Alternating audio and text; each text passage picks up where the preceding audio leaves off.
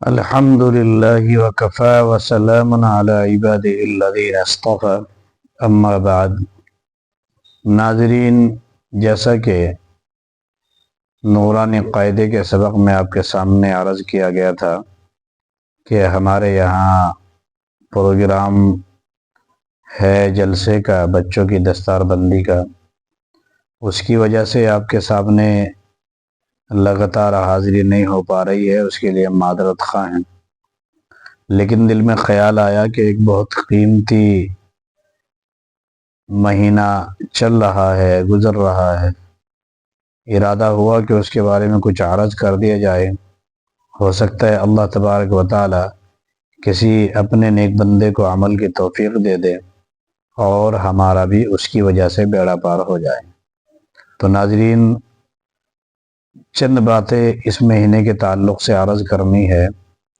یہ مہینہ جو چل رہا ہے یہ بھی برکتوں والا ہے، اور جو اگلا مہینہ ہے وہ بھی برکتوں والا ہے۔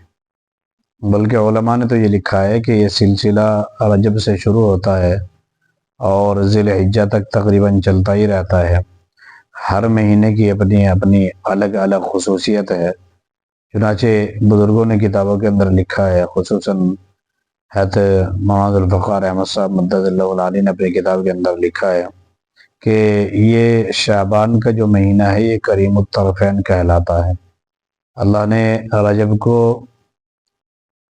معراج کے ذریعے فضیلت عطا فرمائی اور رمضان کو لیلۃ القدر کے ذریعے فضیلت عطا فرمائی، اور یہ مہینہ رمضان مبارک کو جہاں اور بہت ساری فضیلتیں ہیں، وہاں لیلۃ القدر بھی ایک اہم رات ہے اس میں۔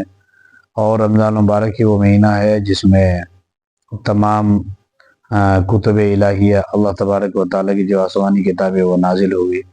اس کے بارے میں انشاءاللہ میں بعد میں کسی موقع سے مستقل عرض کروں گا، وقت سے پہلے اس کے بارے میں بھی عرض کروں گا، چونکہ ہماری سستی اور نادانی کی وجہ سے اگر وہ مہینہ رہ گیا تو یہ بھی بہت بڑی خیر سے محرومی ہوگی۔ لیکن اب اس وقت میں جس کے بارے میں عرض کرنا ہے وہ شعبان کا مہینہ ہے۔ یہ شعبان کا مہینہ بہت ہی فضیلت کا حامل ہے۔ بہت ساری احادیث اس کے بارے میں ملتی ہیں۔ ایک حدیث ملتی ہے، اللہ کے نبی صلی اللہ علیہ وسلم نے ارشاد فرمایا، یہ روایت کئی طریقے سے ہے۔ ایک روایت میں اللہ کے نبی نے ارشاد فرمایا کہ رجب اللہ کا مہینہ ہے، اور شعبان میرا مہینہ ہے، اور رمضان میری گنہگار امت کا مہینہ ہے۔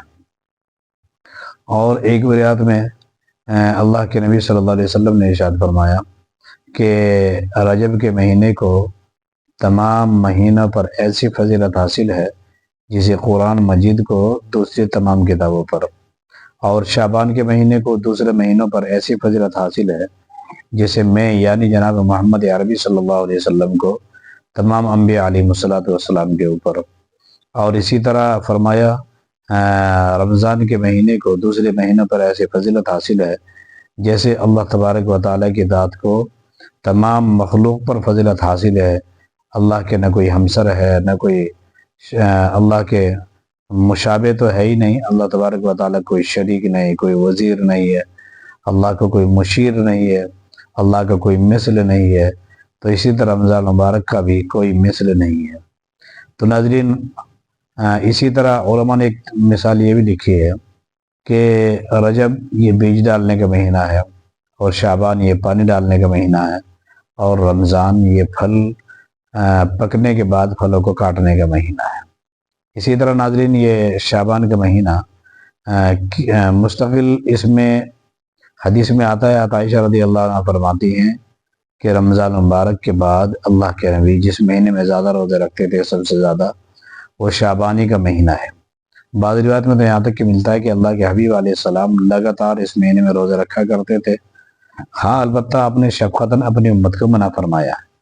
منع اس لیے فرمایا ہے کہ کہیں ایسا نہ ہو کہ مستقل اخیر کے دنوں میں اللہ کے نبی نے منع فرمایا شفقتاً، کہ کہیں ایسا نہ ہو کمزوری کی وجہ سے رمضان مبارک کے مہینوں کے روزوں میں کوتاہی ہو جائے۔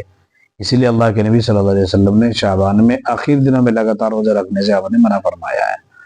باقی شعبان کے مہینے میں ایک رات آتی ہے جس کو شب برات کہا جاتا ہے، جو 25 تاریخ میں آ رہی ہے، اس کی فروری کی 25 تاریخ میں آ رہی ہے۔ یہ رات بہت اہم رات ہے۔ علماء نے لکھا ہے کہ وہ راتیں جن میں اللہ خیر کے ذریعے بہاتے ہیں وہ 4 راتیں ہیں۔ ان میں ایک لیلۃ القدر ہے، اور اسی طرح سے عرفہ کی رات ہے، اور اسی طرح سے عیدین کی آخری رات ہے، عید کی آخری رات ہے، اور اسی طرح سے یہ لیلۃ البراء ہے۔ لیلۃ البراء کے بارے میں آتا ہے، شب برات اس کو کہتے ہیں آپ، اس کے بارے میں آتا ہے کہ یہ فرشتوں کی عید ہے، اور یہ وہ رات ہے جس میں مستقل آئندہ سال کا بجٹ بنتا ہے۔ حدیث میں ہے، ابن عباس رضی اللہ عنہ کی روایت ہے کہ اللہ تبارک و تعالی اس مہینے میں آئندہ سال کے لیے فرشتوں کو آرڈر کر دیتے ہیں کہ اس رات میں تقدیریں لکھی جا رہی ہوتی ہیں، کتنی بارشیں ہوں گی، کس علاقے میں کس کو روزی ملنی ہے، کس کی کم ہونی ہے، کس کی روزی میں برکتیں ہونی ہے، کون زندہ رہنا ہے، کون مرنا ہے، اور اسی طرح تمام کی تمام چیزیں لکھی جاتی ہیں۔ قرآن کریم کہتا ہے فِيهَا يُفْرَقُ كُلُّ أَمْرٍ حَكِيمٍ، سے بڑے بڑے فیصلے تمام اسی رات میں ہوتے ہیں۔ جسے ناظرین ہمارے یہاں ملکوں کے بجٹ بنتے ہیں، ایجوکیشن کے لیے اتنے 1000 کروڑ کا بجٹ ہوا، روڈ کے لیے اتنے 1000 کروڑ کا بجٹ سیکشن ہوا، اسی طرح دوسری چیزوں کے لیے جیسے بجٹ بنتے ہیں۔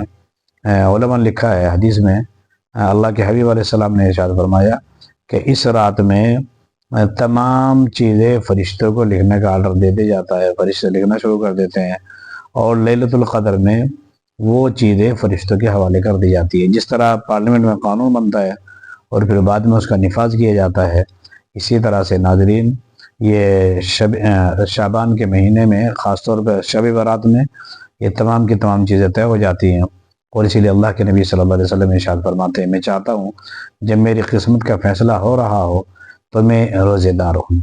ایک صحابی بہت مشہور ابو امامہ باہلی رضی اللہ تعالیٰ عنہ، بہت اونچے آدمی ہیں، جب اسلام لانے کے لیے تشریف لائے تو جبریل نے آ کر کے کہا کہ ابو امامہ اپنی برادری کے بڑا آدمی ہے، آپ ان کا استقبال کیجیے گا۔ اللہ کے نبی صلی اللہ علیہ وسلم اٹھے اور اٹھ کر کے آپ نے اپنی چادر ابو امامہ کے لیے بچھائی۔ ابو امامہ رضی اللہ تعالیٰ عنہ چونکہ پہلے سے ہی اونچے آدمی تھے، اخلاق کے بھی اونچے تھے، تو انہوں نے اللہ کے حبیب علیہ السلام کی چادر کو ہاتھوں سے اٹھایا اور ارشاد فرمایا کہ میری ہمت اور طاقت نہیں ہے کہ میں آپ کی چادر کے اوپر سے چل کر کے آؤں۔ اللہ کے نبی صلی اللہ علیہ وسلم نے ان کو تحفے میں ارشاد فرمایا کہ ابو امامہ کنز الادب، کہ ابو امامہ ادب کا خزانہ ہے۔ تو ابھی انہی ابو امامہ باہلی سے روایت ہے، آپ نے فرمایا کہ جو آدمی شعبان کا 1 روزہ رکھتا ہے، من صام یوم من شعبان، جو آدمی شعبان کا 1 روزہ رکھتا ہے، فرمایا اس کے لیے جنت کے دروازے کھول دیے جاتے ہیں اور جہنم کے دروازے اس کے لیے بند کر دیے جاتے ہیں۔ تو ناظرین یہ مستقل بہت اونچی چیز ہے شعبان کے مہینے کی، اور شب برات کی خاص طور پر اللہ کے نبی صلی اللہ علیہ وسلم کی ایک بہت مشہور حدیث ہے جو حضرت عائشہ کی ہے۔ وہ حضرت عائشہ رضی اللہ عنہ فرماتی ہیں کہ اللہ کے نبی صلی اللہ علیہ وسلم شب برات میں میری باری کا دن تھا، کیونکہ اللہ کے نبی نے حضرت امہات المؤمنین کی باریاں مقرر کر رکھی تھی۔ ہم عائشہ فرماتی میری باری کا دن تھا، اللہ کے نبی صلی اللہ علیہ وسلم تشریف لائے، لیٹ گئے، تھوڑی دیر کے بعد میں نے دیکھا کہ اللہ کے نبی بستر پر نہیں ہے۔ تو حضرت عائشہ فرماتی میں اٹھی، میں نے تلاش کیا، اور ادھر تلاش کیا، ادھر دیکھا، ادھر دیکھا، بیوی گھر دیکھا تو آپ نہیں ملے۔ تو پھر میں تلاش کر ہی رہی تھی کہ جنت باقی میں پہنچی، دیکھا اللہ کے نبی صلی اللہ علیہ وسلم سجدے میں پڑے ہوئے امت کے لیے دعا کر رہے ہیں، اور اللہ کے نبی صلی اللہ علیہ وسلم نے محسوس کیا کہ کوئی آ رہا ہے پیچھے سے، تو اللہ کے نبی صلی اللہ علیہ وسلم نے، اور بعض روایت میں یوں ہے ناظرین کہ اللہ کے نبی صلی اللہ علیہ وسلم کا محسوس ہو گیا تو اللہ کے نبی صلی اللہ علیہ وسلم اٹھے اور اما عائشہ بہت اسپیڈ کے ساتھ گھر واپس آئی۔ اللہ کے نبی صلی اللہ علیہ وسلم نے پہچان ہی لیا، اور پھر اللہ کے نبی صلی اللہ علیہ وسلم نے پوچھا عائشہ تم کیا چاہ رہی تھی؟ کہ 2 روایتیں ناظرین یہاں پہ۔ ایک روایت تو یہ ہے کہ اما عائشہ فرماتی ہیں کہ اللہ کے نبی صلی اللہ علیہ وسلم نے ارشاد فرمایا کہ کیا تم یہ سمجھتی تھی کہ اللہ اس کا رسول تمہارے اوپر ظلم کرے گا؟ اور ایک دوسری روایت میں یہ ہے کہ اللہ کے نبی نے پوچھا عائشہ جانتی ہو آج کون سی رات ہے؟ تو حضرت عائشہ رضی اللہ عنہ نے فرمایا یا رسول اللہ اس کے رسول زیادہ جانتے ہیں۔ تو آپ نے فرمایا عائشہ آج شب برات ہے، لیلۃ البرات کہا جاتا ہے اس کو، اور اس دن اللہ تبارک و تعالی بنو کلب کے بکریوں کے بالوں کے برابر امت کو جہنم سے، جہنمیوں کو آزاد کرتے ہیں۔ ناظرین یہ بنو کلب بہت مشہور قبیلہ تھا عرب کے اندر. اس کے ایک ایک گھر کے اندر سینکڑوں سینکڑوں بکریاں رہتی تھی، اور ایک ایک بکری کے اوپر کتنے بال ہوتے ہیں، کتنے ہزاروں بال ہوتے ہیں، نہیں گنے جا سکتے. تو اللہ تبارک و تعالی اتنے بالوں کے بقدر قبیلہ بنو کلب کی مستقل جہنمی کو جہنم سے آزاد کرتے ہیں. تو ناظرین ضرورت اس بات کی ہے کہ ہم اس مہینے کی جو رہ گئے اس کی قدر کریں، اس میں عبادات کریں، روزے رکھیں، اور جتنا بھی ہو سکے آسانی کے ساتھ عبادات کریں اللہ تبارک و تعالیٰ کی. اور انشاءاللہ ناظرین میں اس کے بارے میں اور عرض کرنا ہے کہ اس میں کچھ بندے ہیں جو اتنی عظیم رات میں بھی وہ لوگ مغفرت سے اللہ تبارک و تعالیٰ کی رحمت سے محروم ہو جاتے ہیں. ان کے انشاءاللہ میں دوسری قسط میں آپ کے سامنے عرض کروں گا.